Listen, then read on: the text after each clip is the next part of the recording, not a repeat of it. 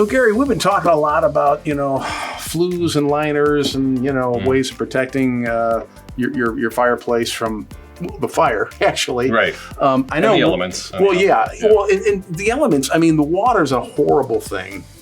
Sure. To a house. And I have to imagine at some point, even from the outside, the bricks and all that. I've seen some older houses, older bricks. Right. What can you do if it just looks like, I don't know, to me, some of these old bricks look like sponges. Right. Okay. Some of them are. And there are some homes that are well over 200 or around or a little better than 200 years old that have brick that they've just failed from age and the freeze and thaw. But there's a time period, at least in the area where my company is, it started, I think it was late 60s and went on for quite a while since then. And sometimes these bricks are still made, they're just fired wrong.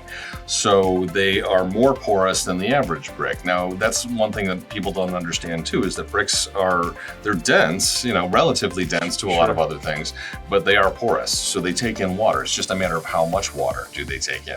If you've got an old brick, then you just have to get re-bricked? I mean, yeah, sometimes people will need a rebuild. It's case by case basis. Yeah. Sometimes the older ones are built better than the new ones.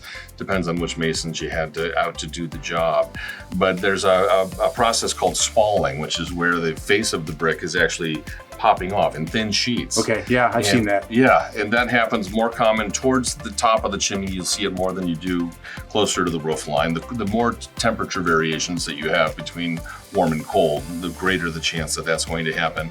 And then with that brick that is porous, if we catch it in time, you've just got a couple of bricks that are kind of ugly, we can put a water repellent on the chimney and stop it from getting any worse. You want to do that maybe every 10 years, but it'll last every bit. Well, I didn't really realize that happened on, obviously we put it on cement, I put it on my patio. So that's right, we put it on driveways, we don't think about our chimneys. Yeah. Same thing, they're porous and they will absorb water. And they're okay with whatever the heat is coming up through the chimney? I mean, that's, absolutely. And I'm really glad you brought that up, because the heat coming up the inside of the chimney causes moisture to condense on the outside. So if one were to take a sealer and put that on the exterior of the chimney, that's going to make your problem even worse. It's going to make it much, much worse. You're going to hold in the water rather than repelling it. Think of two like poles of a magnet coming together and repelling each other.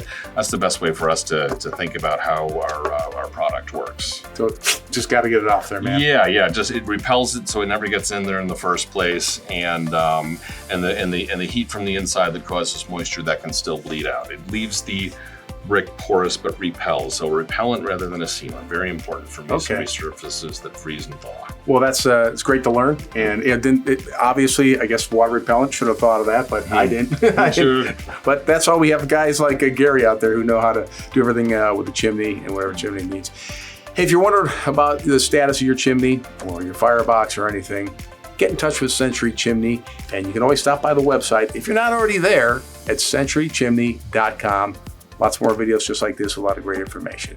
Gary, thanks so much. Thanks, Randy.